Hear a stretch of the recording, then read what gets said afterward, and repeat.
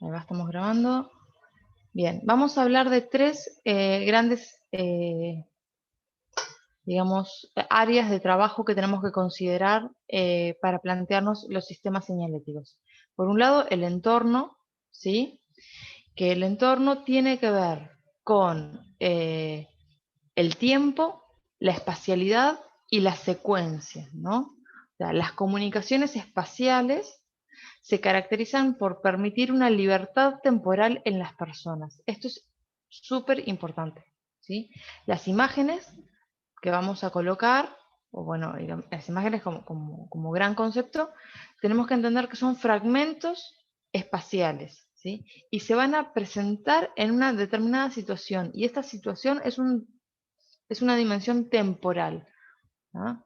Esto significa que nosotros vamos a tener que pensar dónde colocar estos elementos de tal manera de atender las posibles, digamos, distracciones o cambios que las personas tengan en su habitar y por lo tanto empezar a repetir cada determinado espacios temporales esos estímulos visuales, ¿sí? Para que la persona no se pierda en, en la lectura del mensaje en el espacio. Ahora vamos a ir un poquito más en detalle en estos conceptos. El discurso propio de cada imagen se incorpora y se constituye en un discurso mayor que va a ser ese mensaje en el tiempo. Recuerden el chat, si alguien me lo va leyendo y me va interrumpiendo con los comentarios o con las preguntas, lo agradezco.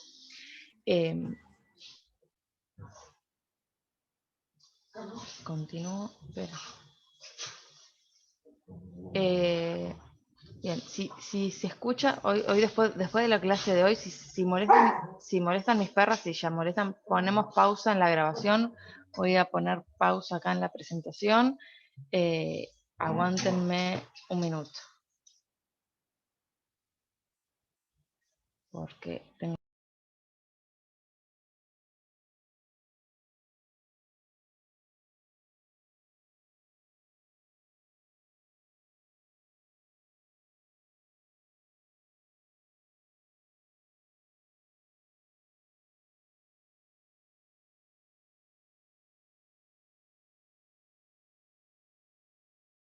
Bien.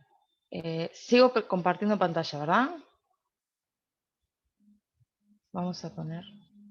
¿Están viendo la pantalla? Bien.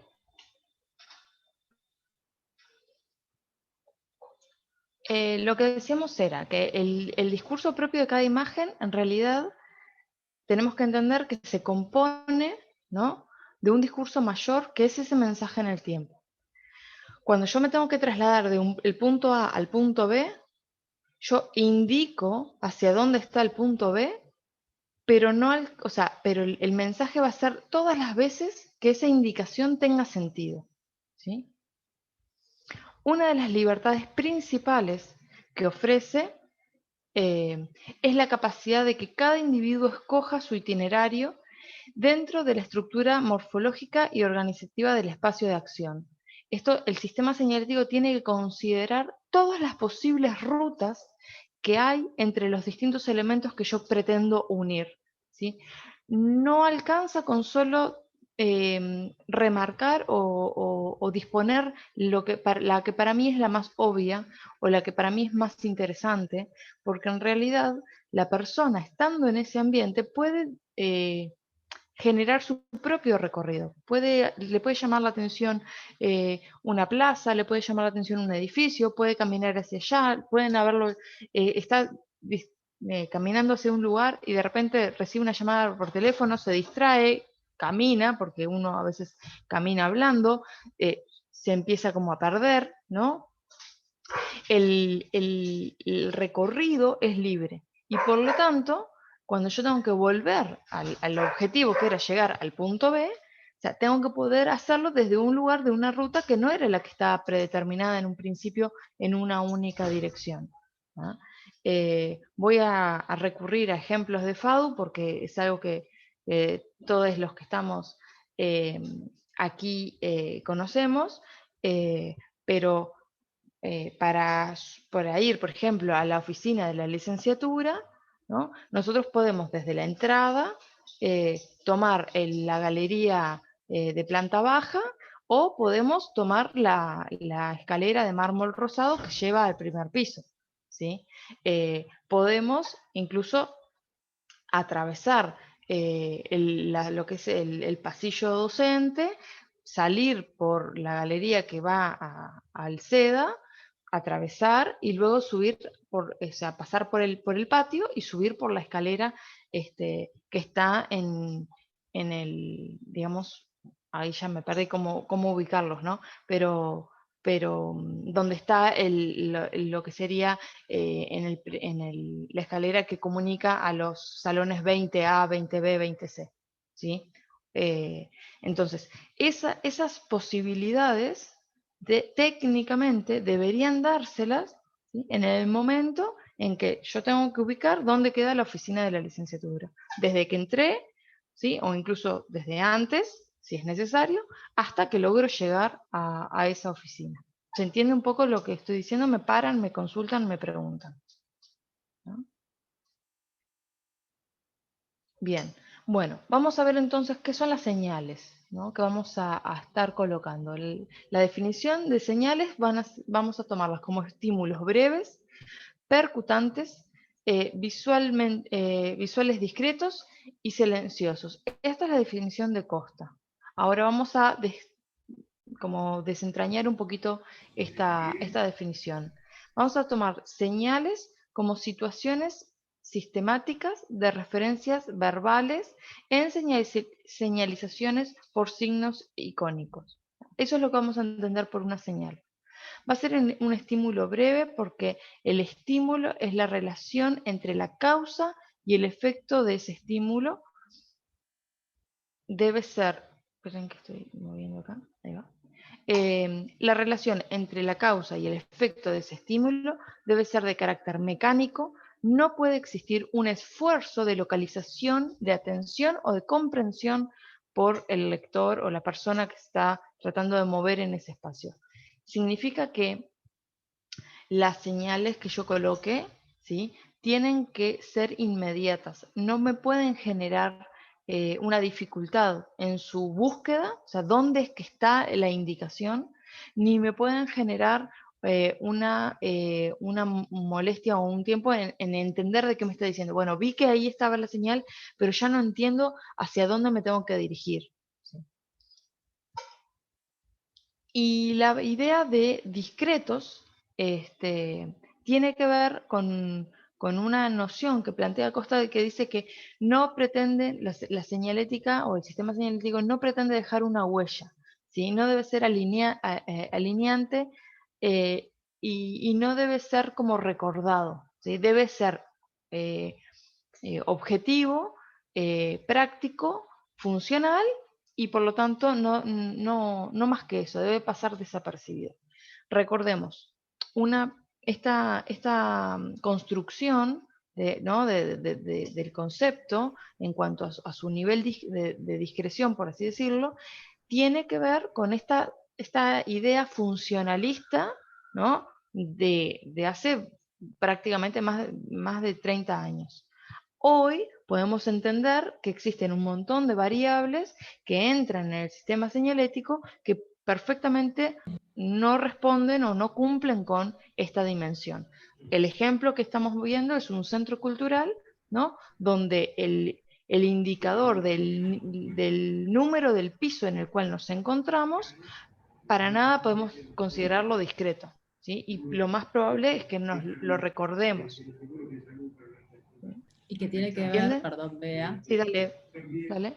y que tiene que ver mucho, haciendo un paralelismo con los pictogramas, cuando hablamos de los diseños funcionalistas y el de México, con la identidad. O sea, ahí es donde Costa se pierde, y obviamente es un tema de contexto, pero que tiene que ver con la identidad. O sea, esa es la gran diferencia hoy de la señalética y que es tan necesaria para construir identidades, ¿no? Imagínense en cómo esto también podría trabajar dentro de cada centralidad. Sí, totalmente. Entonces, o sea, sin caer en distraer a la persona, o sea, que el estímulo visual sea tan distractor que impida que la persona, no sé, preste atención a un cruce, ¿no? De una avenida porque se puso a mirar el cartel, ¿no? O quedó maravillado con lo que hay enfrente, que no mire los costados, o sea, sin poner en peligro a las personas, saber que en realidad podemos manejar las distintas intensidades, ¿no? de las huellas que vamos a dejar en esos espacios. Me parece que tal vez por ahí está la reflexión o la evolución de la definición original, ¿no? Claro, respecto a lo que dice Eugenia Curvelo, en la imagen que estamos viendo puede que tenga un objetivo lúdico también y no solamente informar. Sí, puede ser lúdico, puede ser ornamental. Creo que el mejor ejemplo también son las letras de Montevideo, acá cerca del Gibón, que lejos de distraer, en realidad lo único que está construyendo es identidad de alguna manera, porque ya son tan características que cuando pasa el 8 de marzo o el Día de la Diversidad, eso toma otro color y otro protagonismo y la gente como que se apropia de esos elementos. Pero además de ser lúdico en el caso del 3, también es ornamental, que es una definición que después la vamos a ver, pero que tiene que ver, que porque sea tamaño y color, tiene que ver también con estar señalizando un piso y tiene que ver con este estímulo de carácter mecánico que dice Bea. Vos inmediatamente te das cuenta que estás en el 3, no dudás que estás en el piso 3. No pasa eso con otros tipos de señalizaciones, imagínense en un shopping, hospital o lo que fuera, que tenés que inclusive hasta acercarte a ver en qué piso estás, si es que estás perdido. Por supuesto que estos juegos tienen que ver, esto es un centro cultural, y juegan para estos tipos de lugares, juegan hasta para hospitales que están pensados para niños, como hay en otras instituciones que capaz que no juegan, pero eso es lo que cada uno va midiendo, Sí. según el público. Sí, y por otro lado, quiero retomar esta idea de percutante, ¿sí? Esa palabra percutante viene, o sea, se toma de su sentido musical, ¿no? De esa idea de ritmo repetitivo, ¿no? Que tiene que lograr que ese mensaje se construya en ese espacio temporal. eh, el ritmo de percusión que va a tener cada sistema señalético va a depender de lo que cada equipo encuentre necesario para ese espacio, ¿sí? Si nosotros nos vamos de mambo con la percusión, o sea, si nosotros repetimos demasiado el estímulo visual o la indicación que querramos dar, lo que vamos a generar es una saturación. ¿Ah? O sea, que yo vea simultáneamente tres indicadores que me dicen exactamente lo mismo, no estaría teniendo mucho sentido. Ahora, si yo separo ese ritmo y lo hago demasiado extenso y hago espacios de tiempo muy grandes entre el primer estímulo y el segundo, lo que me puede pasar es que la persona en la mitad del recorrido, si se distrajo, ¿sí? Se pierda, porque no logra ver de nuevo ese estímulo visual. Digamos, la cantidad justa de repeticiones tiene que ver con auxiliar a la persona en el momento en que puede llegar a dudar si está bien direccionado o no, ¿sí? En el momento que la persona de alguna manera dice, uy, sigo bien encaminado, ahí debería haber de nuevo un estímulo que refuerce la idea de decir, efectivamente, voy bien, tengo que seguir, o, uy, no, me conviene doblar, acá es justo que tengo que doblar para un lado, para el otro, subir, bajar, lo que fuera. ¿Ah? Bien, otra de las cosas que tenemos que tener en cuenta de los espacios es dimensionar el entorno, ¿sí? Y lo que ahí potencialmente puede suceder. Y en este caso vamos a hablar de la seguridad y bueno, en la higiene laboral es como un gran paquete. Tendríamos que ver en las zonas en las cuales estemos operando qué niveles de seguridad tenemos que manejar. Para manejar la seguridad no podemos caer ni en algo totalmente infantil que aniñe el mensaje y que haga que las personas le pierdan como ese respeto o ese cuidado, ni irnos al morbo absoluto que hiera la sensibilidad y que las personas generan rechazo con la señalización simplemente por lo complejo, ¿no? En cuanto a lo forzado o a lo como eh, algo que se pase de lo burdo, ¿no? O sea, que llegue a ser agresivo. Digo esto porque, por ejemplo, en Santiago Vázquez, cuando hay zonas de humedales, hay un gran riesgo de reconocer que estamos acercándonos a zonas de humedales. Y hay veces que si tenemos lugares, riberas de río, donde hay personas, y sobre todo niños, que juegan a la pelota, que la pelota se va y la pelota a veces queda flotando, no sé si alguna vez les pasó, flotando en un mar verde que parece pasto, pero que en realidad son plantas acuáticas que en realidad lo que están haciendo es generar el efecto de que hay un prado, pero en realidad es profundo, ¿sí? La persona se puede hundir. Entonces, eso es algo a tener en cuenta en el uso de esos espacios. Eh, higiene laboral o higiene en general puede ser, por ejemplo, si somos conscientes que estamos pasando por una zona donde hay ruidos molestos o ruidos altos, ya sea porque hay una fábrica o porque podemos estar cerca de las vías del tren o lo que fuera, es importante indicar, bueno, que si nosotros estamos constantemente acercándonos a ese ruido, a nivel sonoro podemos tener distintos tipos de afecciones. Podemos marcar la sonoridad de las distintas avenidas, por ejemplo, ¿no? Y indicarle a la persona, bueno, tenés que saber que si vivís cerca de una avenida de tránsito pesado, ¿sí? De nuevo, te estás exponiendo a, a determinada contaminación sonora que no pasaría si si eligieras ir por este otro lugar, cosas por el estilo.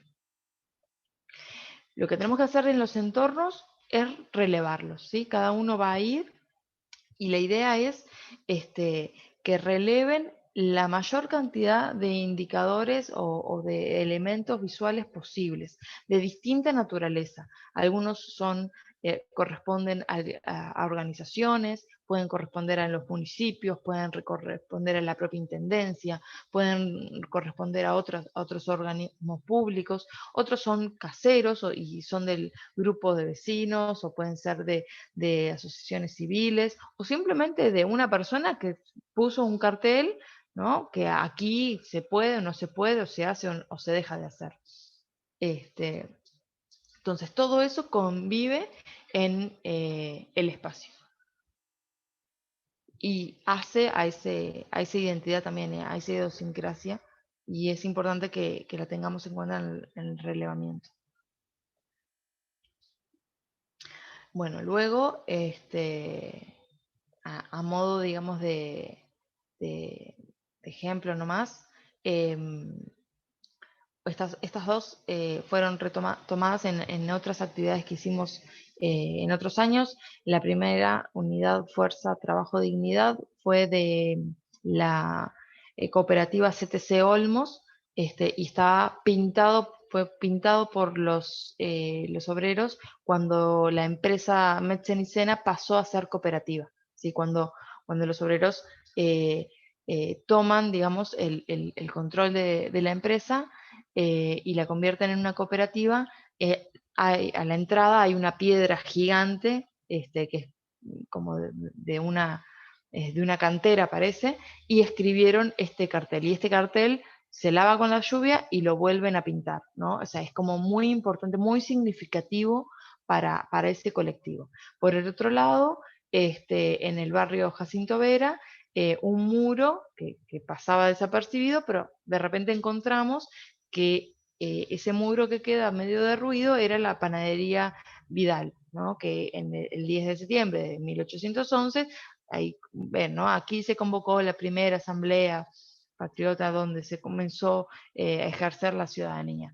Entonces, el hacer visibles estos espacios, ya sea por un mensaje de fuerza y marcar que, bueno, que ese cartel fue pintado en tal momento o en conmemoración de tal cosa, o que esas tres piedras y esa pared media derruida en realidad viene de 1811, es cargar de significados esos lugares. Hoy un poco lo discutíamos y lo hablábamos en la clase.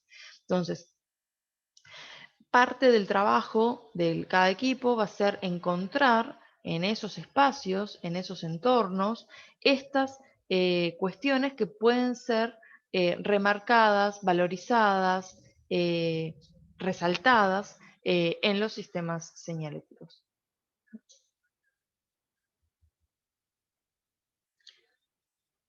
Esperen, que me fui ahí. Bueno, esto es un cartel, es un indicador direccional que está en un determinado lugar de la Intendencia de Montevideo. Mis disculpas a las compañeras de la Intendencia. Es muy interesante cuando, esto lo encontré de casualidad, tratando de ir al mirador, y me pareció un caso clarísimo para esto de cómo, dónde ubicar, ¿no? Los estímulos y cómo indicar. Nosotros venimos, o sea, nos encontramos este cartel con, acá vemos mirador, flechita para arriba, ¿sí? Y acá hay una puerta. Acá no tenía mucho ángulo porque no es muy grande el espacio. La cuestión es así, nosotros venimos subiendo la escalera, o podemos venir acá hay como un pasillo y hay otra puerta acá, venimos desde otra puerta y nos encontramos escalera que sube, escalera que baja, pasillo que continúa hasta la puerta. Y dice mirador para allá, ¿no? Mirador, acá está, mirador. ¿Para dónde creen que está el mirador? ¿Por subiendo por la escalera o avanzando por la puerta? Y por lógica para arriba, pero como que la señalización está para el costado. Pero al estar puesto después de la escalera que sube, no te da a entender que sigue para el pasillo. O sea, está confuso igual, pero no sé. Por Claro, eso, por lógica sabemos que está arriba, pero en realidad ahí te da como que está para el pasillo. claro. Tomemos en cuenta que acá estamos en el piso 20, ¿no? O sea, no estamos en planta baja. O sea, que ya subimos un montón. Y que es la única manera de acceder al mirador cuando los ascensores que van al mirador están rotos, que por lo general es bastante seguido. Entonces, voy mucho al mirador de la Intendencia, esa es la verdad, por eso me han pasado esas cosas. La cuestión es que tenemos que reconocer que la flecha hacia adelante, no necesariamente cuando estamos en señalética nos está indicando hacia arriba, sino que nos indica avanzar en el espacio, hacia adelante, ¿no? Aquí lo que está pasando es eso, es que el lugar donde está colocado y el no encontrar otro tipo de indicador hace dudar a la persona si vas para un lado o vas para el otro. Podría resolverse de distintas maneras. Hay veces que la flecha se utiliza a 45 grados para indicar que sube, ¿no? O hay veces que se acompaña la flecha simplemente con el sentido de la escalera, como para indicar, bueno, cuál es la que va a la escalera y cuál no. En fin, y podríamos pensar también en dónde colocar otro tipo de, ese cartel en otro lado, ¿no? Que directamente no genere confusión. Ustedes están diciendo ahí en el chat que, claro, ¿por qué está marcado en negro, no? O sea, por lo que se entiende acá de los comentarios es que indica que ya se está en el piso del mirador, ¿no? Por ejemplo, esa podría ser otra interpretación, y sin embargo no, falta subir un piso. Falta un pisota. Entonces, Casi hay llega. como, claro, casi llegas, sí. Hay como una serie de cuestiones que es interesante como analizar de que podemos, o sea, mejorar o tratar de evitar generar nosotros esas dobles lecturas o dudas que le podamos generar al que está caminando. Y vuelvo a insistir, la persona que se está desplazando en el espacio tiene una necesidad concreta que le invita a moverse, a encontrar algo, a ubicarse. Entonces, no podemos generar ambigüedades. Las ambigüedades lo que hacen es o traen temor o frustran a la persona e incluso puede como desestimar que siga avanzando o que haga ese recorrido. Bien. Otra cuestión que es importante entender de la señalética es que no es, por más que si nos acordamos del esquema básico de comunicación, ¿no? Emisor, receptor, mensaje, ¿no? Donde podríamos encontrar que hay algunos mensajes que son unidireccionales, donde el emisor dice lo que quiere y el receptor solo acata. En realidad, esto no es tan así. El receptor siempre puede contestar. Por ejemplo, en este caso, el cartel del baño decía, usa el baño como si fuera el de tu casa, gracias. Y alguien se tomó el trabajo de contestar. En mi casa siempre hay papel, gracias. ¿No? O sea, lo que nosotros le digamos con nuestros mensajes a través de los distintos estímulos que coloquemos, van a estar interpelados por la interpretación que hagan las personas que usan ese espacio, ¿sí?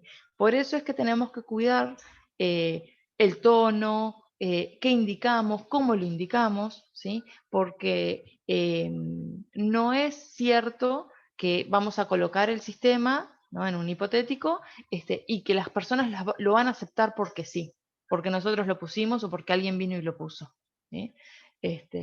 Entonces, por eso la importancia de entender bien cuáles son las lógicas y las necesidades de los distintos grupos que habitan en ese espacio. Debemos entonces entender la estructura y acompañar su lógica desde el propio sistema, más que adaptar el sistema a las características arquitectónicas y urbanísticas del lugar. Nosotros no podemos diseñar un sistema señalético sin tener en cuenta el lugar, ¿sí? No es algo que se pueda hacer en probeta, ¿sí? Y tampoco es algo que se pueda trasladar de un lugar a otro. Es decir, bueno, tomé el sistema señalético o sea, de tal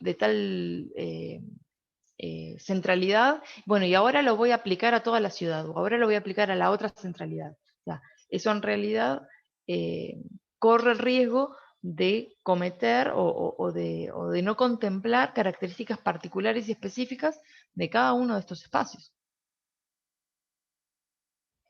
Pero, por otro lado, los sistemas tienden a tener que mantener un estilo de conjunto independiente de las características morfológicas particulares de cada espacio. Es decir, no vamos a hacer un cartel para cada esquina, ¿sí? O sea, tenemos que tener en cuenta que por algo es un sistema y que tiene que haber elementos que son constantes, que son de alguna manera fortalecen esa idea de que, bueno, reconozco este territorio, estoy en este espacio, ¿sí?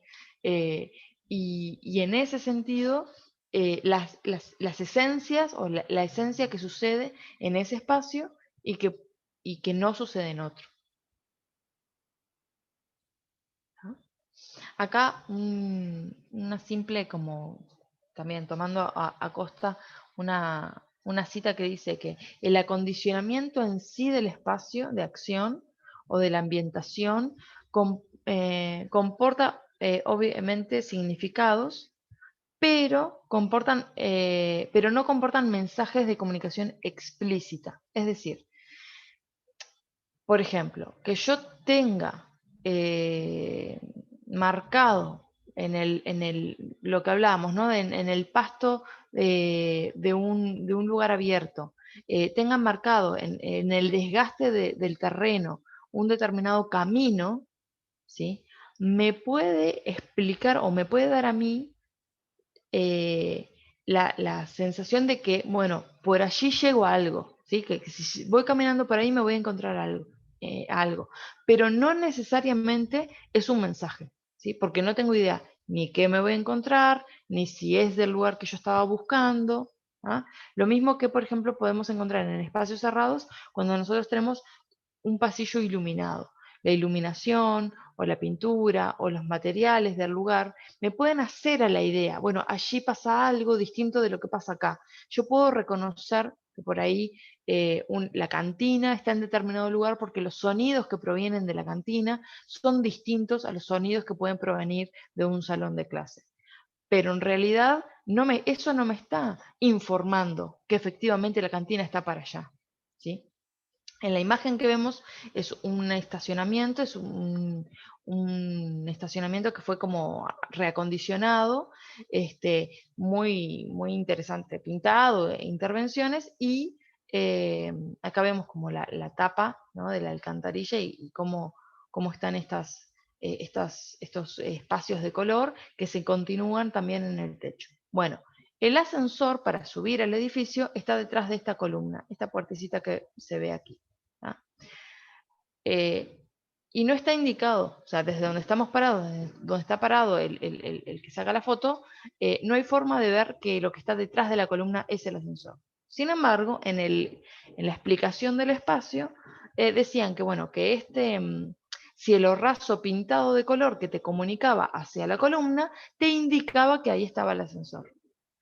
Y bueno, ¿qué querés que te diga? Tal vez alguien se da cuenta, no voy a decir que no, pero lo cierto es que no es explícito.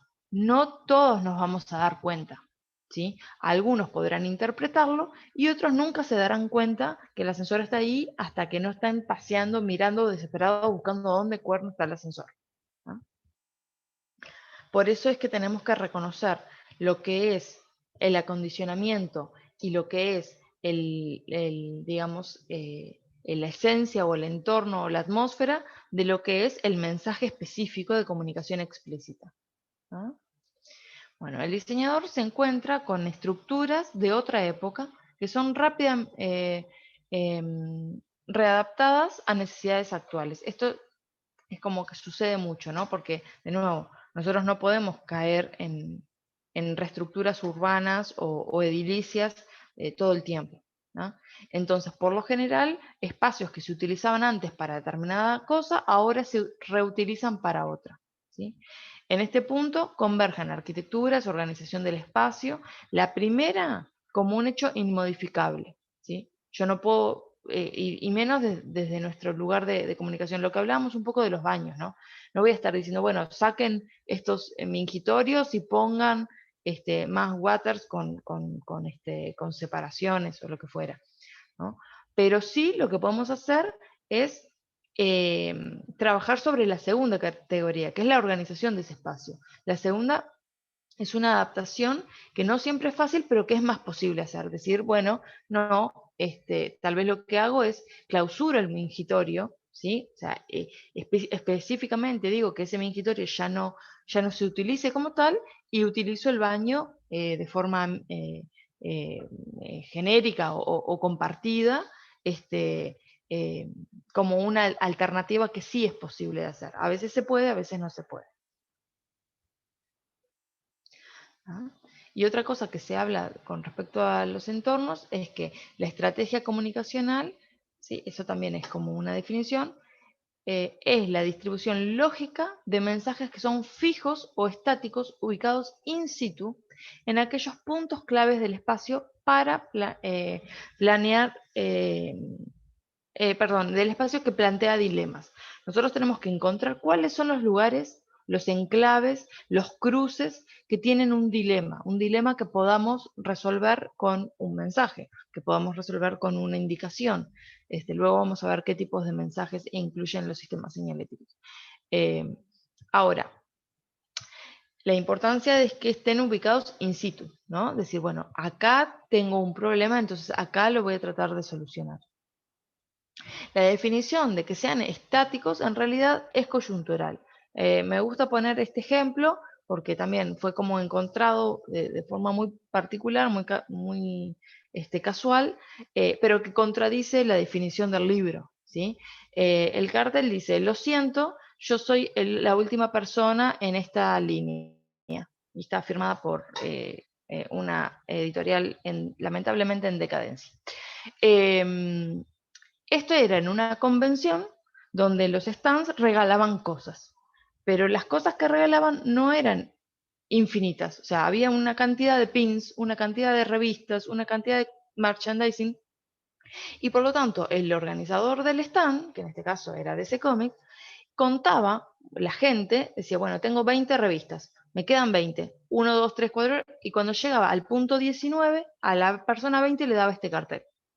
Y eso evitaba que gente, la 21, la 22, la 23, hiciera la cola al santo botón, porque si no estuviera esta indicación,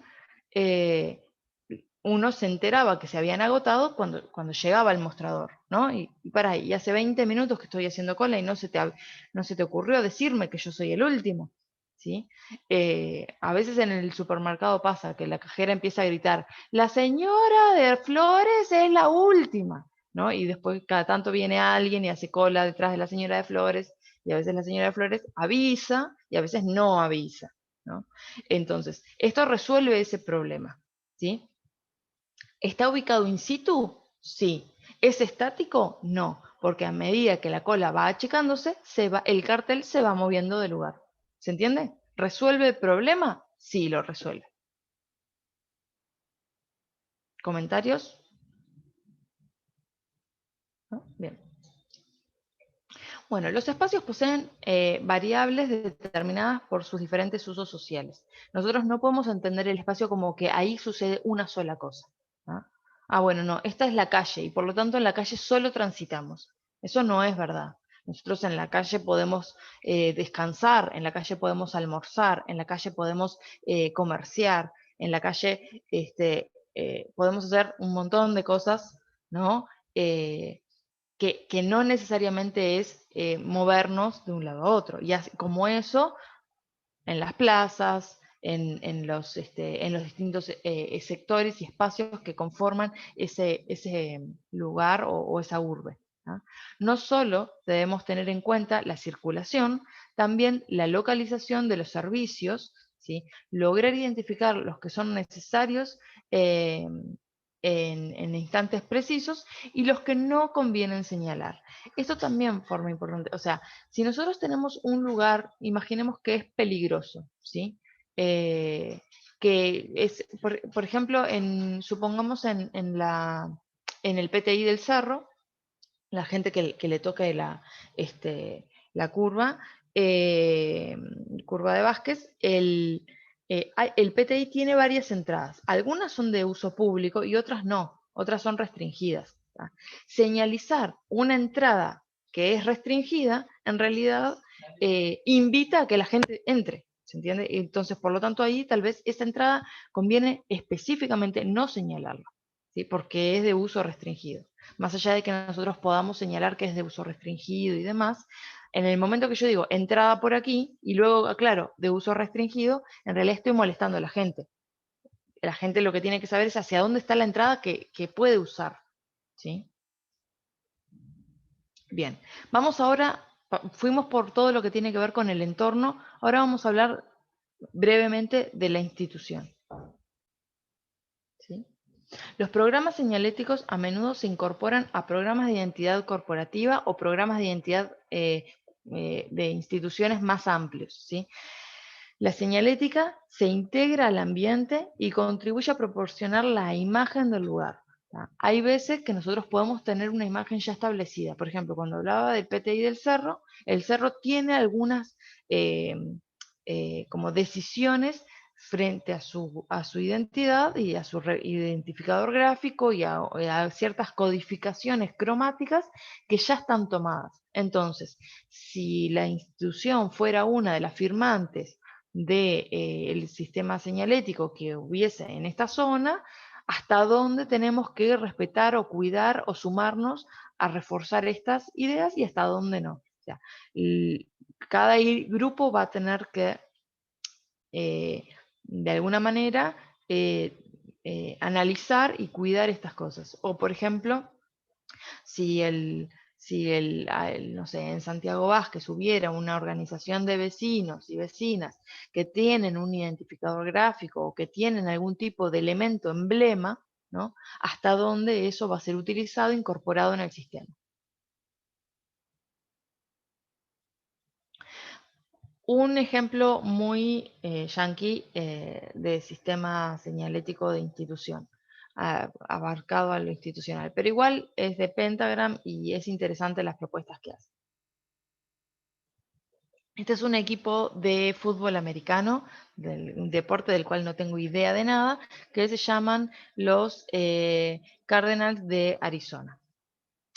Como ven, la mascota o el elemento identificador es ese pajarito, que suponemos es un cardenal.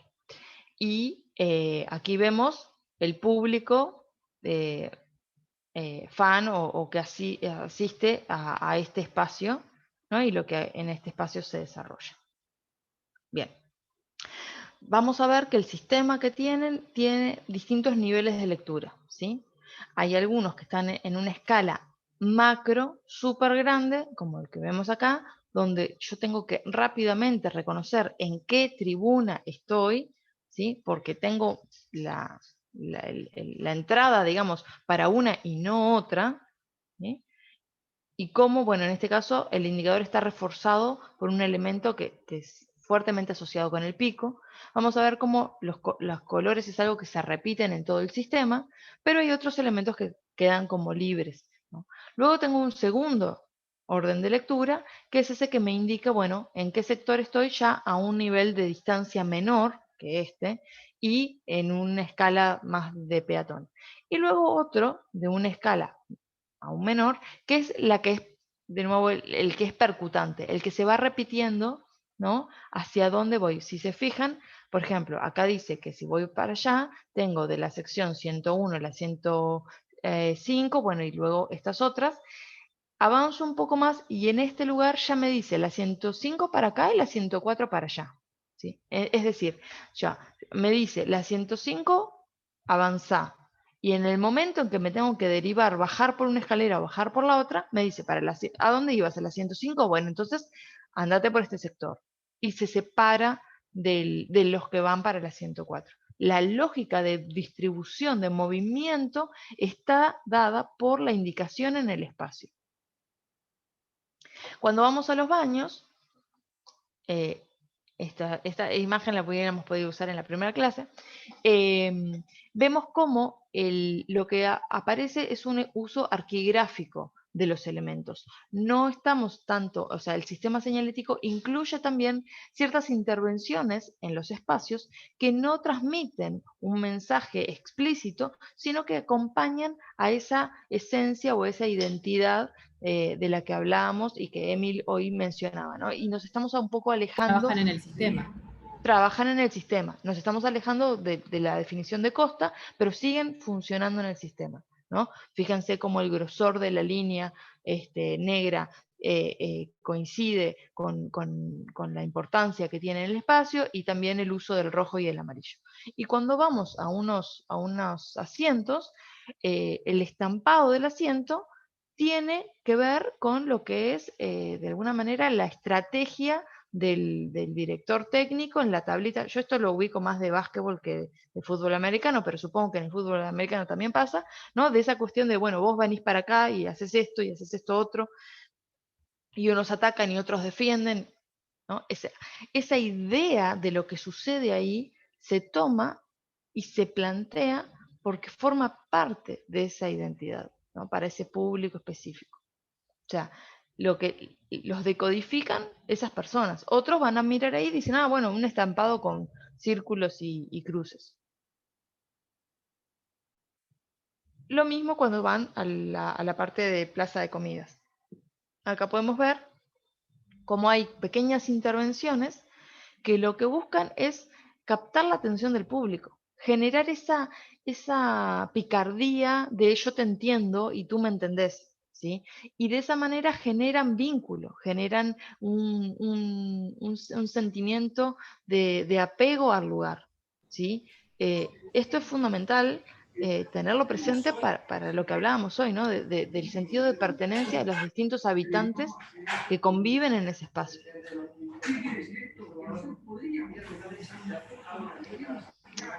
Y ver cómo el sistema se abre y tiene distintos objetivos, ¿sí? No es solo direccionar a las personas, ¿ah? También habla de lo que es todo lo que son arquigrafías y mensajes de generar identidad, de reforzar vínculos, de hacer sentirte perteneciente y valorar más ese espacio. Y para eso, en este caso, eligen incorporar, por ejemplo, la fotografía y ciertos datos, ¿no? que como que fomentan esa idea discursiva. Lo que estamos viendo ahora, están utilizando lo que son los grandes espacios que quedan debajo de las gradas, que por lo general son simplemente de distribución, para colocar una intervención, ¿sí?, que lo que hace es hablar de los años, ¿no?, las décadas, ¿no?, en 1890, bueno, ahí da toda la vuelta, no sé dónde termina, acá vemos hasta el 70, una fotografía del club, una pequeña descripción, bueno, pequeña o no tan pequeña, histórica, de relación, de información dura, y una imagen de contexto, ¿sí?, que me contextualiza, bueno, en 1890, ¿qué estaba pasando en la historia de este país? ¿No? El primer avión, el tema de la guerra, ¿sí?, el tema de Elvis, acá en los 60 la persona caminando en la luna, ¿no? ¿Cuál le parece que es el objetivo de esta pieza?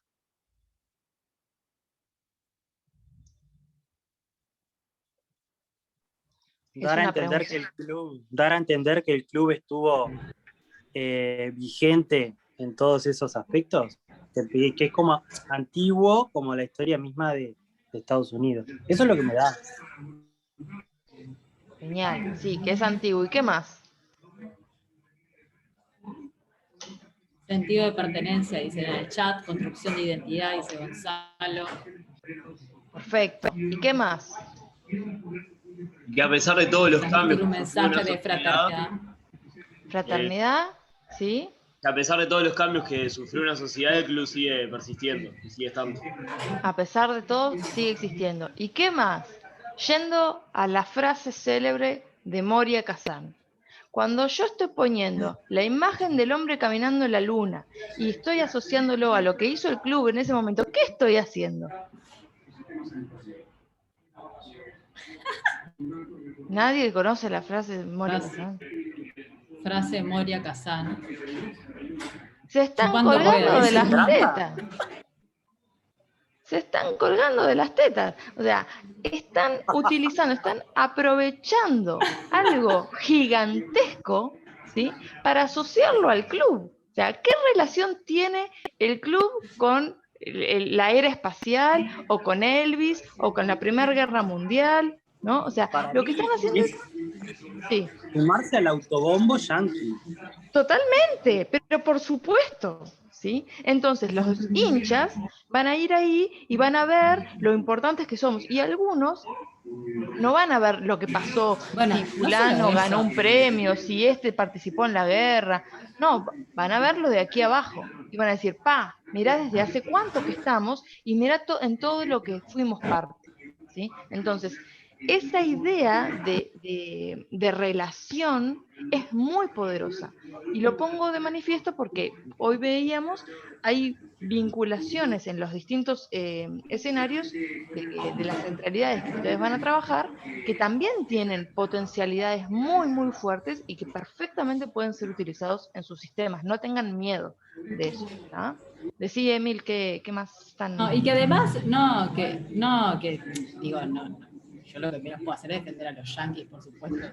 No, a vos no te lo tengo que aclarar, pero no quiero tampoco irnos en el sentido de que esto es un recurso infográfico muy importante en el momento de contextualizar permanentemente la información, no solo colgarse de las tetas, sino de hacer un relacionamiento cognitivo para situar a la persona que si esto no lo tenía claro, relacionarlo con que está pasando eso, puede tener una aprehensión más del conocimiento nuevo que se le está dando, en este caso sobre el club.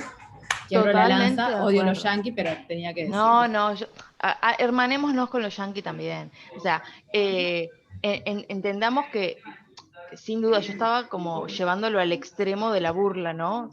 Porque es tarde y porque nos tenemos que despertar un poco, pero lo cierto es que en el momento en que yo te ubico, ¿sí? ¿Qué pasaba en 1940? Y yo qué sé, hay gente que hacía, o sea, o sea, que 1940 es tan lejano en la historia, ¿sí? Ni que sus padres ni que sus abuelos estaban vivos en 1940, ¿no? Entonces, el poder ubicar con ciertas cuestiones que ya pasan a ser de la cultura, ¿no? Popular o de la cultura, más de la construcción histórica de lo que es el país y el mundo, hace que vos pongas en relación, como decía Emil, y valores, como decía Joaco, mucho más que este club tiene actividad desde 1890. ¿No? Bien. ¿Sigo? ¿Puedo? ¿Sí? Sí. Bien. Finalmente, la organización. Es simplemente algunas cuestiones a tener en cuenta. Vamos a tener que definir quién compone el conjunto de organizaciones, las cuales son sus objetivos particulares y qué objetivos en común tienen los núclea eh, para firmar o para estar generando este sistema señalético. O sea, nosotros no podemos decir, bueno, vamos a implementar un sistema señalético en un espacio urbano y lo vamos a hacer ¿quiénes? Somos los vecinos, somos el municipio, somos la intendencia, ¿sí? Somos un colectivo de todos estos actores, ¿sí? O sea, tenemos que establecer quién habla a través del sistema, ¿sí? ¿Quién o quiénes? Y eso esto es una parte más ficcional del ejercicio, ¿sí? No lo vamos a, no va a estar basado en la realidad. La idea es que luego los sistemas señaléticos que ustedes desarrollan los presentemos a estos colectivos, a estas fuerzas vivas, a las distintas organizaciones, y si podemos, estoy tirando como una lanza muy larga, pero si podemos luego de esto derivar en un proyecto de extensión y un convenio con alguna organización para llevarlo adelante, genial, ¿no? Pero si no, y se queda solamente en un ejercicio de clase que podamos mostrar para dialogar con estas fuerzas vivas, saber que en realidad alguien tiene que firmar esto. ¿Sí? Y entonces cada equipo va a tener que definir quién es o quién firma. La intervención de estas, digamos, como figuras, va a depender del sistema, el lugar que ocupa, la fuerza que tiene y cuán predominante es en la construcción del sistema, ¿no? Simplemente como a modo de ejemplo, aquí tenemos una pieza de la señalética urbana de Londres que está firmada por el barrio, ¿sí? Y por el sistema de transporte, en este caso. ¿Sí? Son las dos, digamos, las dos instituciones que están firmando y por lo tanto las dos instituciones que se están haciendo cargo de la información que aquí aparece. Y en estos dos, es en Yafo, Tel Aviv, y tenemos por un lado, esta pieza del sistema, solo la intendencia, y en esta que está en otro barrio, que es en el puerto, tenemos la intendencia y una organización. Puse X porque no tengo idea qué organización es, ¿sí? Pero no firma, o sea, en el mismo sistema, a veces firma solo uno, y a veces ese uno se tiene que sumar a alguien más, porque seguramente esa organización tiene injerencia en este sector de la ciudad, que es el puerto. ¿Ah?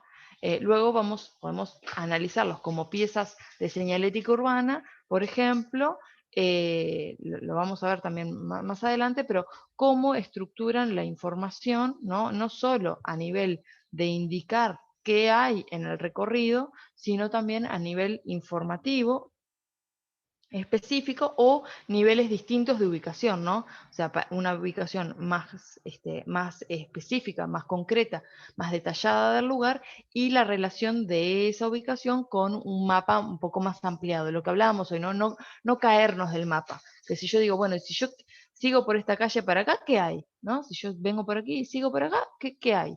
Bueno, ubicarme en un espacio más grande donde pueden haber cuestiones también interesantes para explorar o conocer. Bien, los usuarios. En realidad todo espacio obedece a una acción precisa, ¿sí? Debemos detectarla, o sea, cuál es esa acción o cuáles son esas acciones, y identificar los actores involucrados en esa acción. Esto es crucial, porque no podemos hablar a todos de la misma manera, no podemos generalizar, y tenemos que tratar de reconocer espacios comunes donde podemos tal vez hacer indicaciones particulares. Debemos detectar y analizar la función del espacio y sus usuarios como parte del problema señalético. Debemos generar categorías de usuarios en función de las acciones que realizan en ese espacio, ¿sí? Por ejemplo, hoy se habló un montón de los pescadores, ¿sí? Bueno, ¿qué implican los pescadores? ¿Qué generan los pescadores? ¿Qué necesitan los pescadores? Y las pescadoras también, porque hay, o sea, para ser más abarcativo, ¿sí? O sea, va desde, por favor, llévate tu mugre, o sea, nadie tiene la culpa que se te haya roto la línea, llévate ese pedazo de tanza, ¿ah? No sé si a alguno le ha pasado de ir caminando por lugares donde hay pescadores y encontrar todos los pedacitos de carnada que no usan, todas las líneas rotas, todos los pedazos de la pesca que limpiaron y quedaron ahí. Bueno, eso es un problema que viene asociado digamos, a la actividad de la pesca, ¿sí? Y de la misma manera que podemos estar como dándoles por ese lado, tal vez podemos en el mismo paseo decir, bueno, ¿y cuándo son las épocas donde hay cardúmenes? O sea, ¿en qué momento se pesca tal cosa y en qué momento se pesca tal otra? ¿No? ¿Y qué carnada conviene para pescar tal pez y qué carnada conviene? Acá los ambientalistas me matan, ¿no? Los defensores de los animales, pero también le hacen a ese público, ¿me explico?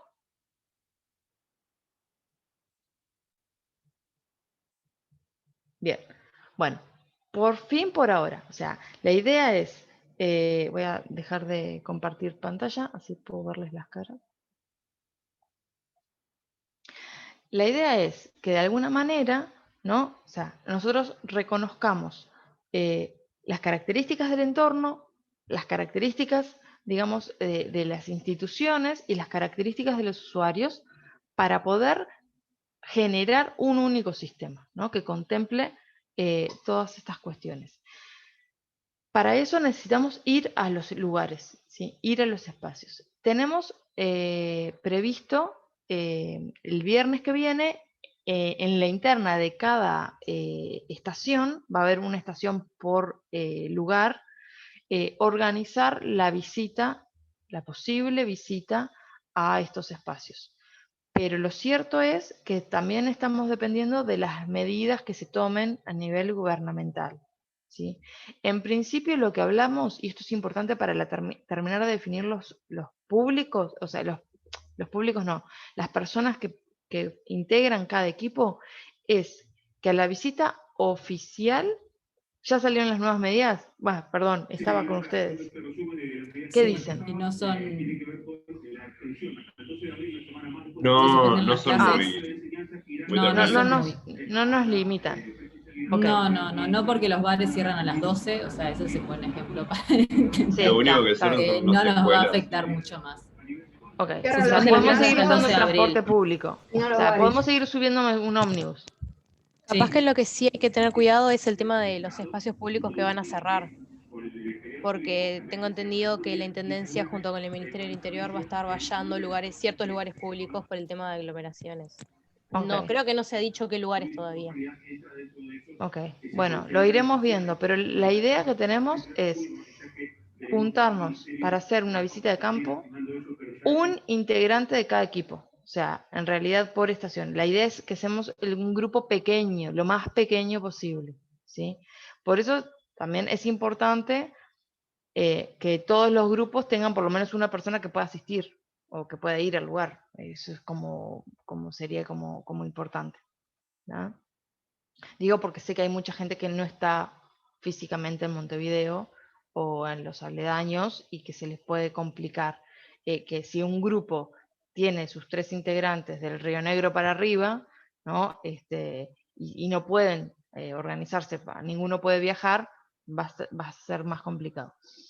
Eso por un lado.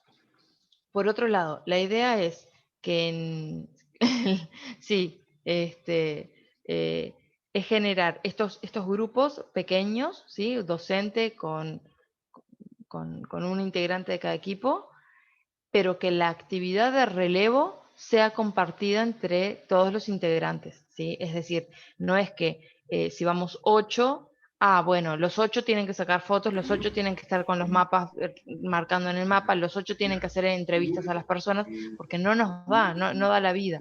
En otras actividades iban todos los integrantes del equipo y uno sacaba las fotos, el otro estaba con el mapa, el otro estaba. Entonces, como eso no va a poder suceder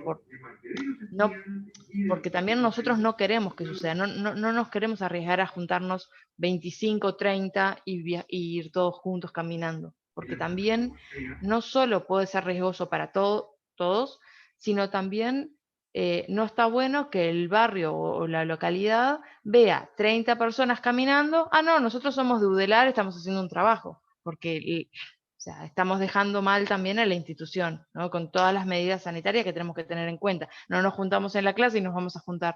O sea, hay como todo tipo de lecturas que tenemos que atender. Y coherencia. Sí, Vea, exacto. a mí lo que, Sí. lo que me surge la duda es totalmente necesario que vayamos con el docente, o sea, porque digo, como para generar mapeos y derivas por el barrio, como... O sea, nosotros ya estábamos medio que organizándonos en el grupo interno, pero como que me parece raro, o sea, yo hasta no lo veo muy práctico como generar grupos dentro de la estación. Digo por el cuidado de la pandemia mismo y como por practicidad. Bien, no cosas. sé, o sea, capaz que Okay. a la gente le sirve. Ahí hago 2 comentarios. El primero, ¿es necesario? No es necesario. Y obviamente los invitamos a que cada grupo organice y vaya y pueda recorrer también los lugares por fuera del equipo docente. Claro, que sea más de una visita seguro va a ser así. Más de una visita se va a necesitar, exacto. Eso seguro. Ahora, la visita con los docentes, por lo general, viene acompañado de otras cosas.